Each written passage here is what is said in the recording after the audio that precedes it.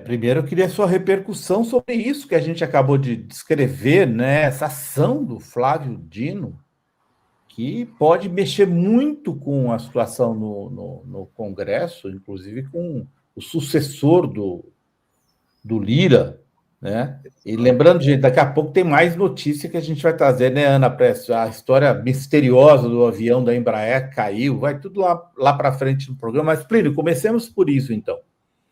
Pois é, eu achei o tema super acertado do programa hoje, viu, Azaniana? Porque o Lira é uma questão que, assim, hoje é que a gente começa a entender alguns nuances, por exemplo, por que o Flávio Dino foi para o Supremo Tribunal Federal? O Dino é uma pessoa de extrema confiança do Lula, né? De extrema confiança, os dois têm uma relação de muitos anos. E o Dino, antes de tudo, sabe onde está o grande problema de governabilidade hoje no Brasil, que se chama Congresso Nacional e especialmente Câmara dos Deputados, né? O que aconteceu com o Lira, né? Para o Lira sair do nada de um cacique de um partido que é um partido, talvez o partido mais fisiológico que a gente tem hoje no Brasil, é o PP. Lembrando que o PP é o progressista, né? O PP é oriundo do malufismo, né? De toda aquela questão do rouba mais faz.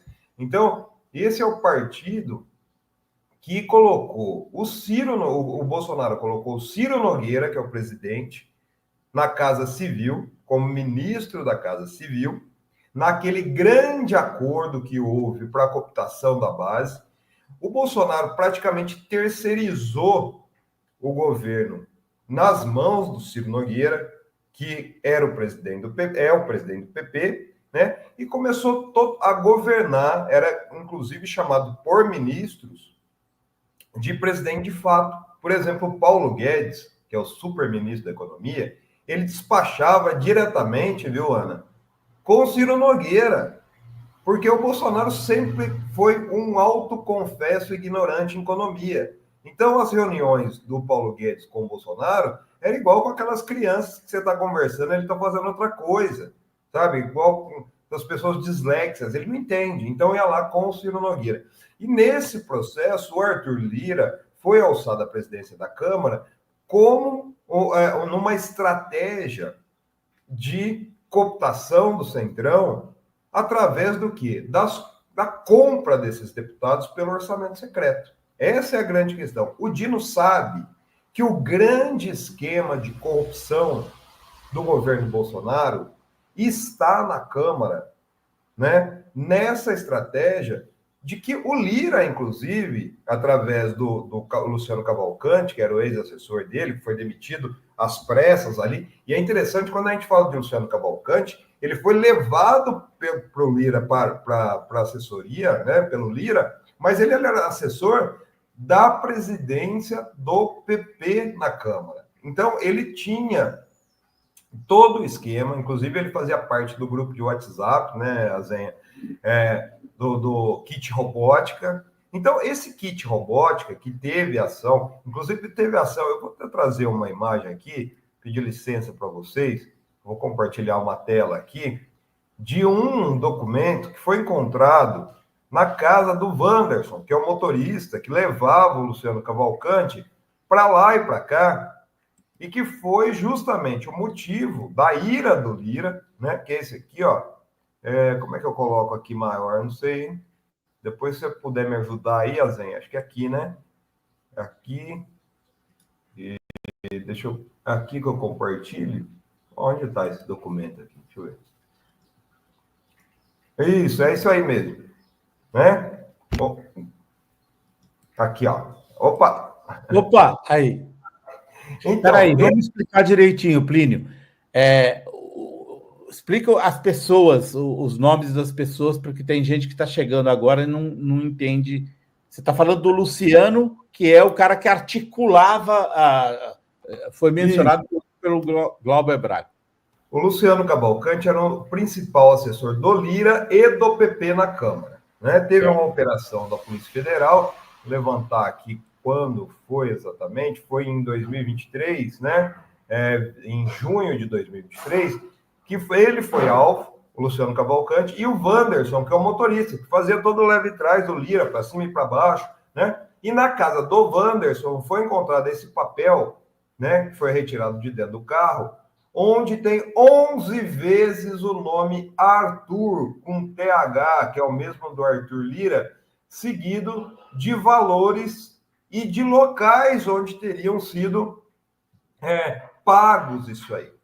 Gente, isso aí causou uma ira do Arthur Lira, que começou uma ofensiva na justiça. Inclusive, o Lira, ele chegou a processar o delegado que estava fazendo a investigação. Olha para ver onde ele tinha o poder. Todo esse sistema de corrupção dos kits, chamados kits robóticas, foi montado com o orçamento secreto entre 2019 e 2022 e, desviou uma grana muito grande. Para vocês terem uma ideia, esse valor aí, 420 mil, que aparece aí do total, isso daí é referente às despesas de um mês do Arthur Lira, que a Polícia Federal acredita que eram pagas com esse dinheiro.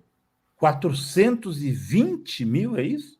Despesas pessoais, viu, Azen? Inclusive, de, assim, hotel em São Paulo, que ele vinha fazer viagem para fazer o quê? Negociação com a base, com deputados da base, fazer todo o sistema de cooptação. Então, o Flávio Dino, ele sabe onde ele está mexendo. A grande questão é que o Flávio Dino não sabe onde ele está mexendo. Porque dentro do esquema do orçamento secreto, criou-se um sistema de corrupção que, olha, gente, ele é criminoso de duas formas. Né? Uma, que ele alimenta aquela velha estrutura de corrupção onde você tem a distribuição da propina na base. Então, isso foge um pouco dos olhares, principalmente do Supremo Tribunal Federal. Porque o que acontece? Quando você pega lá, que nem o Lira tinha o poder na Codevasf, não é? O PP sempre foi, que é a Companhia de Desenvolvimento do Vale de São Francisco, financia muita obra, por exemplo, de furar poço de água no Nordeste. Então, você monta um esquema como o Lira montou com kits robóticas, como empresa, daí, com várias prefeituras, chega lá, então, daí, vamos furar um poço, vamos colocar o kit robótica na escola, daí fica 20 mil para esse, 30 mil para esse, 40 mil para esse. E esse grande esquema de corrupção tem esse lado, porque o que acontece? Quando acontece algo na prefeitura, quem tem a responsabilidade de abrir a investigação é o Ministério Público local, é o promotor. Gente, e geralmente os promotores dessas pequenas cidades são totalmente cooptados pelo Poder Executivo. A gente sabe disso. Plínio, vamos dizer que é um esquema inteligente esse do Lira, hein? É corrupto, mas é sacado, né? E ele achou que ele era mais esperto que o Flávio Dino. O Flávio Dino está demonstrando que o Flávio Dino sabe exatamente tudo o que está acontecendo e onde. O Flávio Dino foi governador de estado, né, Ana? E ele sabe como é que funciona esse esquema do Maranhão. Né? E antes de ser governador, ele foi deputado, ele já disputou aí o orçamento, emendas também, sabe o rito da formação das emendas, né? Então, ele conhece então, todo o ver, o que o Flávio Dino está fazendo? A partir puxando essa linha do Arthur Lira, ele está trazendo essas investigações que pululam aí. Se a gente for pegar, todo o Ministério Público Municipal tem uma ação contra isso, só que isso não vai adiante. Para trazer isso dentro de um grande pacote de corrupção, né, que foi conduzido através dessa negociata do Centrão com o Bolsonaro, que tinha o Arthur Lira como grande figura. Grande figura, tinha não, ainda tem. E por isso ele ganhou tanto poder. Eu acho que isso é interessante a gente trazer, porque é o que eu falei, lesa de duas formas. Lesa lá no nicho, na cidade, onde o dinheiro vai, e lesa ao governo federal, porque qual a grande dificuldade hoje, Aninha, por exemplo, do Lula, montar um projeto de nação que a gente, por exemplo, possa criar um grande projeto de educação, porque as verbas foram pulverizadas através do orçamento secreto. Então, quem mandava... Eu lembro que tinha a grande questão que aconteceu no Bolsonaro, os deputados do orçamento secreto, eles despachavam direto com os ministros. Eles iam na pasta da educação lá, que era aquele pastor, inclusive, que foi preso naquele esquema de propina, que é um outro esquema de propina também, que funcionava dentro do Ministério da Educação, né? Pastor Milton Ribeiro, eles iam lá para falar assim, não, eu quero comprar um ônibus escolar. Isso é um esquemão que existe também, um ônibus escolar lá para a prefeitura.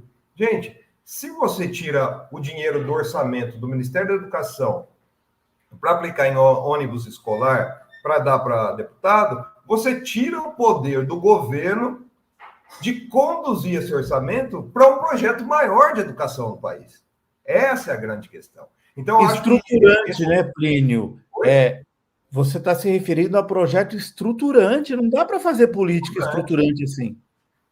E daí as pessoas caem naquela grande questão, mas o governo Lula precisa conduzir um grande projeto na educação. Gente, para conduzir um grande projeto na educação, hoje você tem que tirar o orçamento das mãos da turma do Arthur Lira. Não é do Congresso Nacional, é da turma do Arthur Lira, que fez essa grande negociata durante o governo Bolsonaro e que assumiu esse orçamento secreto e que, por isso, Lira fez essa costura para colocar o Hugo Mota. Porque a grande questão, o Hugo Mota, que é um filhote do Eduardo Cunha, que depois foi criado, foi adotado pelo Arthur Lira, e vai ser colocado na presidência da Câmara para dar sequência a esse grande projeto de corrupção, talvez o maior que já existiu nos últimos tempos, chamado orçamento secreto, que é parte do grande conluio que houve do governo Bolsonaro com o Centrão. Então, acho que é isso que o Flávio Dino está mirando, viu, Azenha e Ana? O Plínio quebrar isso, né? Mas é muito difícil, porque a composição da Câmara ela é propícia para continuar esse esquema, né? A grande virada pode vir em 2026, se você tiver uma eleição que realmente desloque um pouco, pelo menos, esse grande poder que eles acumularam ao longo desses anos, que teve um momento que o governo Bolsonaro largou, cuida vocês mesmos, e aí vem a eleição, e quando o presidente Lula sai das urnas, ele sai das urnas com esse Congresso muito adverso, muito longe do que precisava ser para ser realmente uma base do governo. Muito diferente de uma Cláudia Sheinbaum, que saiu com quase 2/3 do Senado, quase 2/3 do parlamento, que é a presidenta do México, né, por exemplo. Então, esse é o grande entrave do Brasil hoje.